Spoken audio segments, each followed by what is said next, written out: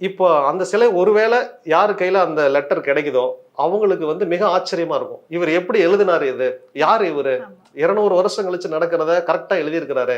அப்ப இவர் வந்து ஒரு ஆஸ்ட்ராலஜரா இருக்கணும் அப்படிங்கிறதுக்காக அவங்களுக்கு ஒரு ஹிண்ட்டுமே எதிர்காலத்துக்கு அந்த கீழே வச்சிருக்கேன். 2வது திருநீருமே கூட கிட்டத்தட்ட ஒரு 6 கிலோ திருநீர் உள்ள கொட்ட போறோம். இது எல்லாமே நாங்களே கெமிக்கல் கலக்காம எங்களுடைய கோசாலையில செய்யப்பட்ட திருநீர். ஏன்னா திருநீருக்கு வந்து எந்த பொருளையும் மக்கி போக பண்ணாது. அது கிட்டத்தட்ட அது ஃபார்மலின் மாதிரி. அதனால பார்த்தீங்கன்னா அகோரிகள் எந்த ஜீவசமாதி அடையக்கூடிய சித்தர்கள் பார்த்தீங்கன்னா இந்த பாக்டீரியாக்கள் இந்த உடலை பாதிக்காத வண்ணம் மேலே வந்து திருநீர் பூசிடுவாங்க. அப்படி பூசிட்டிங்கன்னா பாக்டீரியா தாக்கம் வந்து கம்மியாயிரும். ஸோ ஒரு 6 கிலோவுக்கு நாங்களே உருவாக்கப்பட்ட கெமிக்கல் இல்லாத திருநீர் உள்ள நம்ம வைக்கிறோம். 2வது அபிஷேகம் அப்படி இப்போ பழனியில வந்து பஞ்சாமிர்தம் வந்து நம்ம வாங்கிட்டு வரோம். பிரசாதம் அப்படிங்கிறதுக்கு சரியான பொருள் என்ன அப்படின்னா, நீங்க கடையில வாங்கி சாப்பிடுற பொருள் வந்து பிரசாதம் அல்ல. சக்தி ஊட்டப்பட்ட முதல்ல சிலை இருக்கணும்.